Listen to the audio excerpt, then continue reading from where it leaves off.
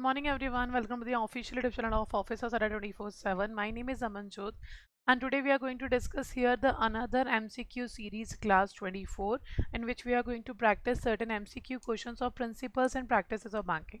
Okay.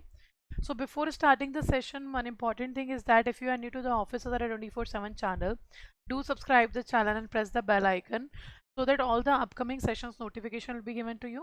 And if you have not subscribed, downloaded the Adda 24/7 application yet, then do download the application so that you will be able to find the material which is useful for your exam, and also you will be able to find out that which are the upcoming batches there which you can join for your preparation. Okay, so before starting the session, let me know, am I audible to all of you and the PPT is also visible? Are we good to go? Good morning Natrachan, Sarita, Tirupala Reddy, good morning. Ishad, good morning. Madhu, good morning. Itto, good morning. Nishant, good morning. Good morning to all of you. So let me know, am I audible?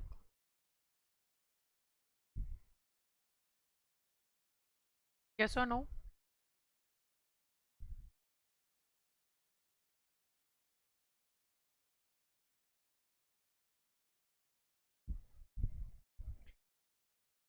So the first question is here. All okay. Okay, good morning Neha. So the first question here is asking about which of the following is are the objectives of mergers. So when we do merger, which of the following will be the objective? Why the companies are doing merger? What is the reason behind mergers? First is saying diversify the areas of activities, achieve optimum size of business. Second is saying remove certain key factors and other bottlenecks of input supplies. Third is saying improve profitability. Fourth is saying serve the customer better. And fifth is saying all of the above. So which of the following is are the objective of merger? So there are certain terms we continuously listen to them in the news, that this company merged with this particular company, joint venture happened between two companies, or let's say acquisition happen of this particular company, or amalgamation happen of this particular company. So these are the certain terms we quite listen in the news. So when we talk about mergers, amalgamation, acquisition, and joint venture. So what are these? First of all, if we talk about joint venture, what is joint venture? When two companies work together only for single project. Let's say there are two companies A and B. They both are working together on a single project, on a one project. They are working together, and as soon as this project completed, they both will take their profit and will separate it from each other. Okay, so joint venture is the joint venture is the term which is used when two companies are working on a single project together only for that single project. Other project of that all the companies will be run simultaneously, but the single project will be run by both. Let's say for example, A is a contractor and he got a contract of metro infrastructure, let's say in the Bhopal city. So A has to build the infrastructure of metro in Bhopal city. So he's a contractor, he got contract from the government, but he do not have that much amount of money that he can buy his own start infrastructure of the particular uh, metro project or in the particular city. So he's not capable of doing so. So what he did, he contacted the another contractor, that is B, and asked that I have a labor, I have a machinery, I have a material, everything I have. I just need fund to start the development of infrastructure.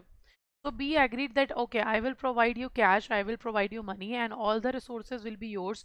And we to work on this metro project only single metro project, and then we will separate when this project will be completed. So this is known as joint venture. Okay, when both companies are working together on a single project. Now, acquisition is something in which one company is acquiring another company. Let's say A acquires B. So we are saying that A acquire, or we can say A take over the B's business. That will be known as acquisition. Okay. So name of the company will be in the acquisition, can be A, can be B. Okay, it can be both. Or there is a chances that A company has given the right to B that you can run your name also. Let's say for example, in case of Microsoft and non, everyone is saying E. Okay. So in case of Microsoft and Nokia, we have seen that Microsoft acquired the Nokia, but the mobile phones of Nokia was introduced or was promoted with the name of Nokia only. because every person in the rural area knows what is Nokia, but not that much amount of people knows what is Microsoft. So what we have seen here that A has acquired B, but A will decide that he wants to change the name or not. Okay. Now when it amalgamation is there, amalgamation means whenever you are amalgamating two or more than two companies, you always find a new entity then.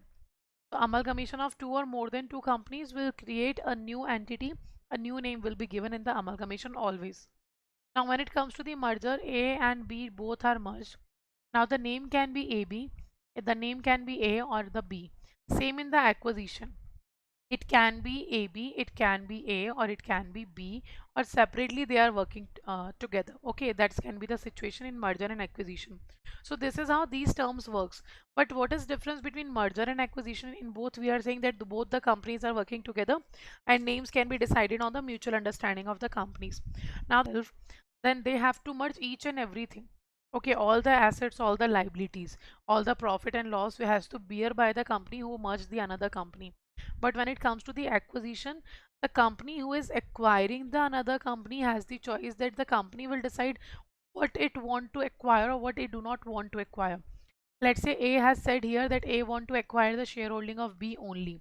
No furniture, no machineries, nothing else, but only the share ownership he wants to acquire. So in that situation, acquisition will be there. But in merger, you have to merge 100%. All the assets and liability will be merged. Okay. So right answer will be E option. Very good. Right answer is all of the above. That objectives of merger is that it diversify the areas of activities, achieve optimum size of business, remove certain key factors and other bottlenecks of input supplies, and also improve profitability, serve the customer better. So all are the objectives of mergers. Second, National Payment Corporation of India, that is an umbrella organization of our country, established under which of the following act? So NPCI is the umbrella activity of our country. It works for the retail payment system. It monitors and supervises the retail payment system of our country. Now let me know what will be the answer of this question. RBI Act 1934, Banking Regulation Act 1949, Payment and Settlement System Act 2007, Negotiable Instrument Act 1881. Which of the following will be the right option? Okay, second is C. Everyone is going with C option.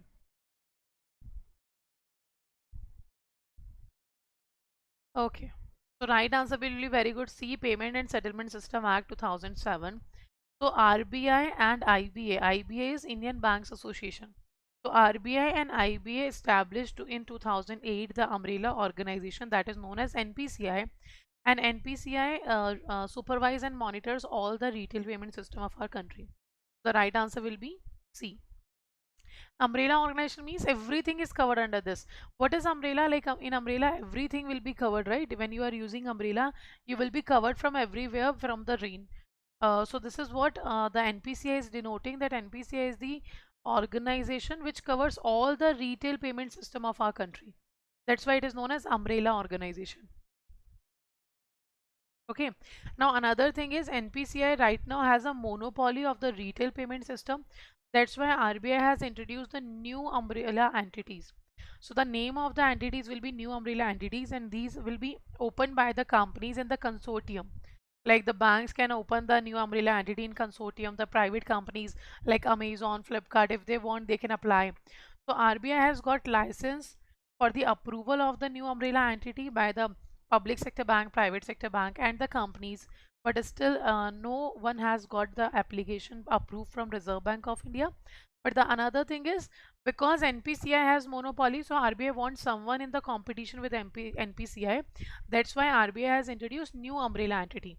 Okay, that is NUE, new umbrella entity. Okay, now let's move to the next question. Monetary Policy Committee of India comprises of dash members, dash from Reserve Bank of India, and dash nominated by Government of India. So how many total members will be there in Monetary Policy Committee, and out of which how many will be appointed by RBI and how many will be appointed by Government of India? Now before answering that, those candidates who are live in the session, do like the session once. So Monetary Policy Committee was first meeting, Monetary Policy Committee's first meeting held in 2016. This committee had to meet at least 4 times in a year. Minimum 4 times in a year is mandatory. And this gives the review bi-monthly. In every 2 months we got review from Monetary Policy Committee. Okay, and if we talk about the act, this is defined under the RBI Act 1934 section 45 ZB. So under the section 45 ZB of RBI Act 1934, it was defined that it is Monetary Policy Committee. Under this committee, all the policy rates will be decided by the members of the committee. That what we have to do, we have to raise the policy rates or decrease the policy rates, and also the inflation target will be set. And the inflation target will be set by Government of India in consultation with RBI. Okay, so inflation target, which is for 5 years we discuss, or the 5 years inflation target will be given under the Monetary Policy Committee.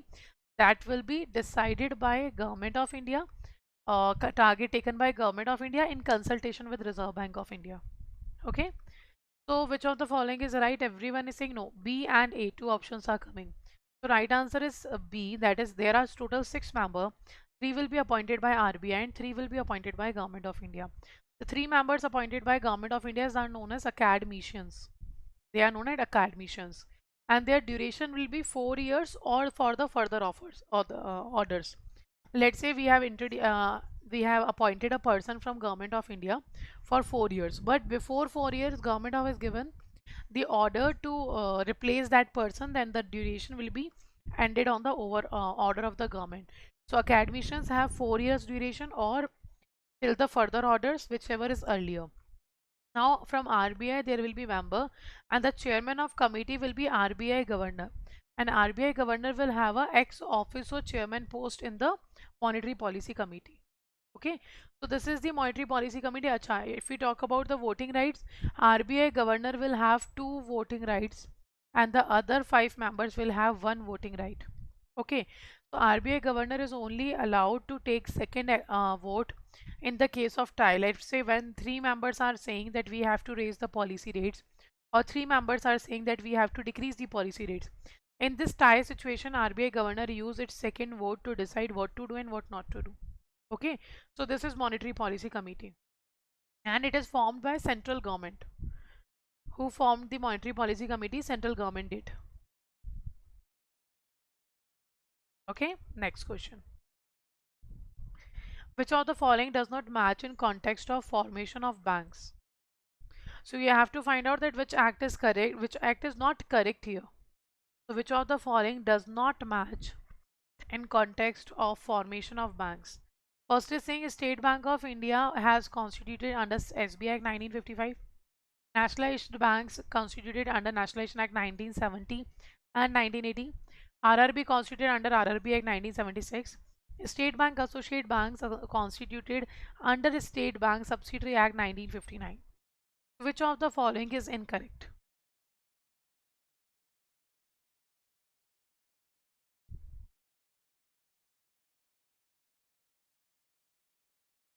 Is it A, B, C or D?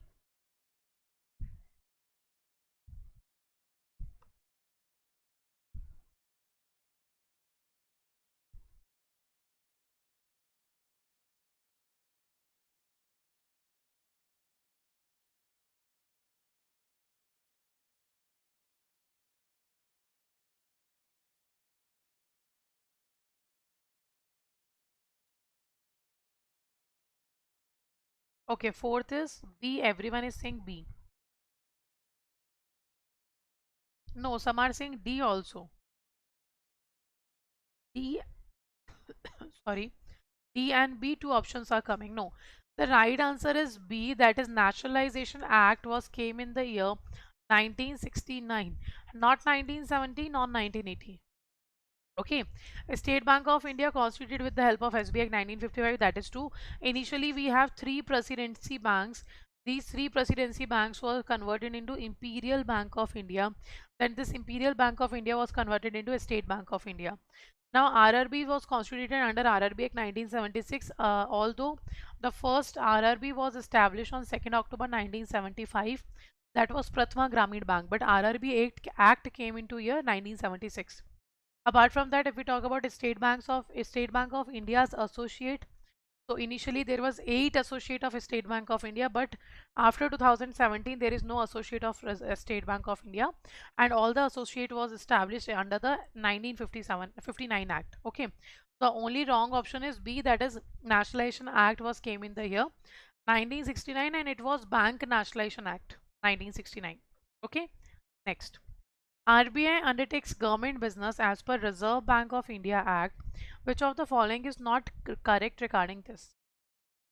So as we know, RBI is the agent of central government. RBI works as an agent for central government, and all the uh, reserves of government of India will be maintained by Reserve Bank of India. The selling and purchasing of government securities will be done by RBI.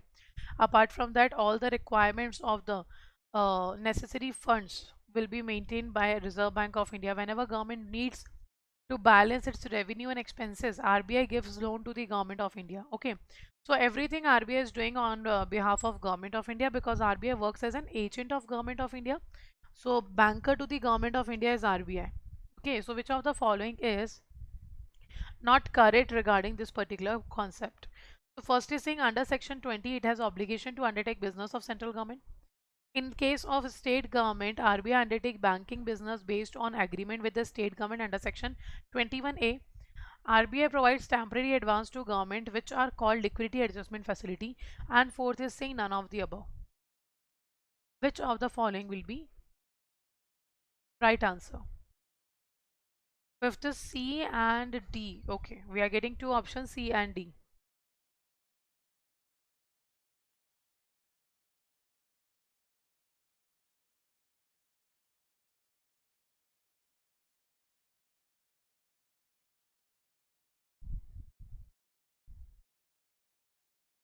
C, B and D, three options are coming. So right answer is C option. RBI provides temporary advance to government which is not called liquidity adjustment facility. It is called ways and means advances. Ways and means advances. So under liquidity adjustment facility, RBI use repo rate and reverse repo rate to control the liquidity in the market. Under LAF, RBI use its two components, that is repo rate, reverse repo rate, to control liquidity from the market. Okay, but when it comes to that, RBI is giving temporary advance to government, that will be ways and means advances for short term period, and short term duration is less than 90 days, or we can say less than 3 months, and the rate of interest will be charged here is repo rate. Repo rate will be charged. Okay, this is ways and means advances. So right answer will be your C option. Next, which of the following statement is not matched correctly?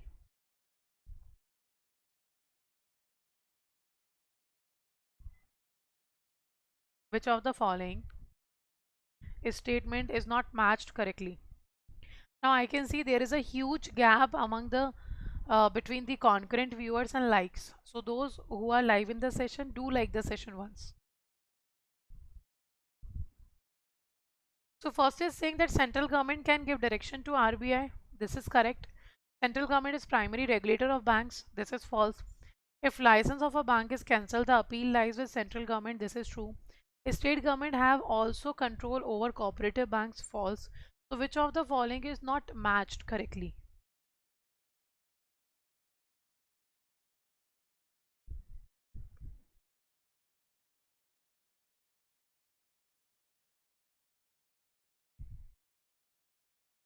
What will be the answer of the sixth question?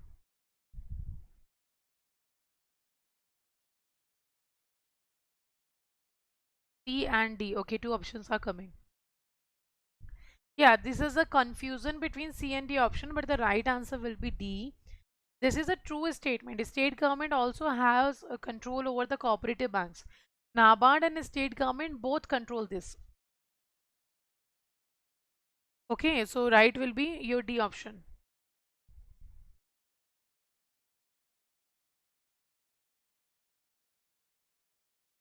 Okay, next. What is concept marketing?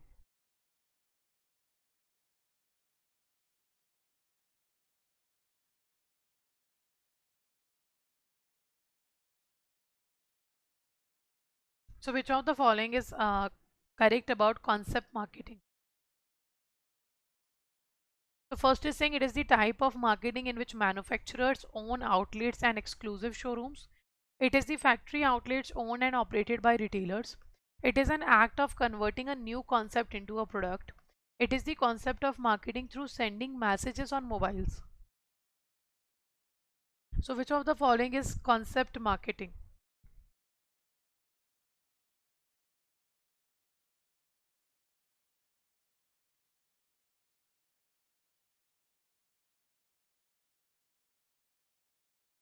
Seventh is C, that is okay. What about rest?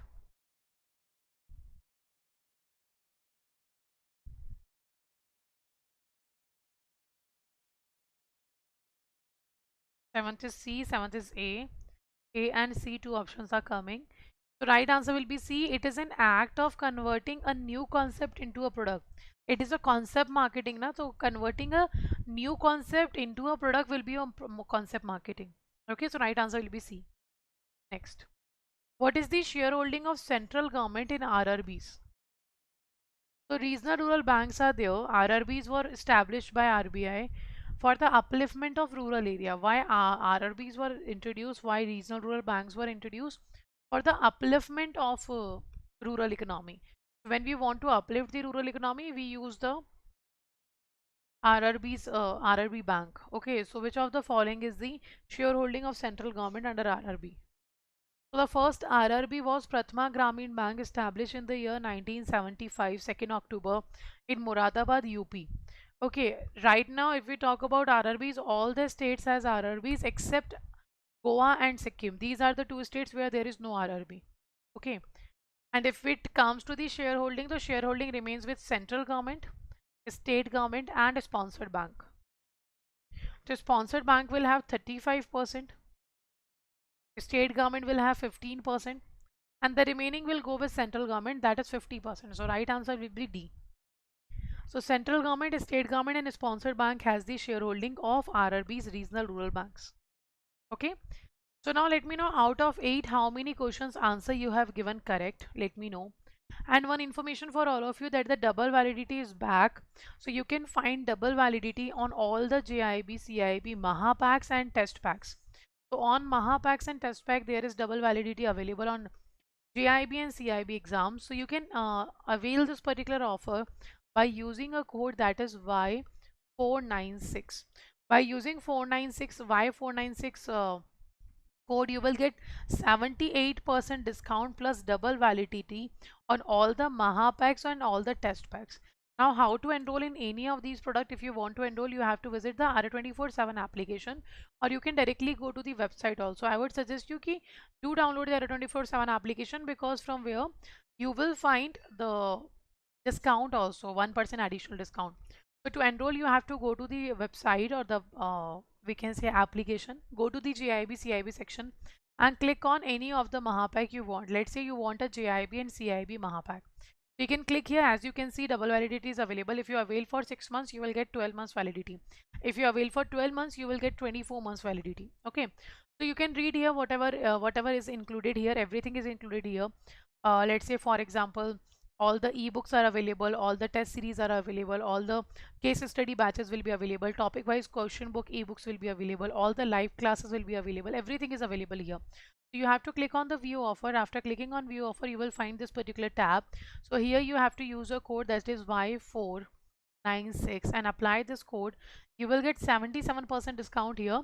But if you purchase the same product from the R24/7 application by using this code Y496, you will get 78% discount there. Okay, and the double validity offer is ending today only. So do use this particular offer if you are waiting for the joining a particular batch for your preparation. Okay, so this is how you can enroll in any batch. If you want only test series, you can go with the test series also, but for the test series you have to use a code that will be Y496S. Okay, if you are going for a test series, then you have to use a code. For test packs, you have to use a code Y496S. Or if you are going for Maha packs or any batch, you can use a code Y496. And both will give you the maximum discount plus double validity. Okay. So 7, 7, 7, 6, 6, 8 and 6. Very good, Deepak. That's a very good score. Okay, so this is how you can enroll in any other product. And one information for all of you, that the new batch is coming from 16th of August. That will be useful or helpful for your next exam, November December attempt of JAIIB. So this batch is starting from 6th of August, and the live classes, ebooks, topic wise tests, 24 into 7 recorded classes, everything will be available here. So you can use this code to avail the maximum discount, that is 78%. Okay, if you want only PPP subject, then you can go with this particular product also. Similarly, test packs is available for all the three subjects and for individual PPB. To enroll in any of these, you can use the code Y496S. And this is the Maha pack, in which double validity is going on with 78% discount. Okay, so this is the offer for today only. So do make sure, if you're willing to join any particular batch, this is the right time to join. Okay. So if you are new to the Adda officers Adda 24/7 regulatory officers Adda 24/7 channel, then do subscribe the channel and press the bell icon so that all the notification will be given to you. Okay. So this is all for today. Let's end the session. Meet tomorrow at the same time with the same new quiz. Okay. So thank you all and stay safe.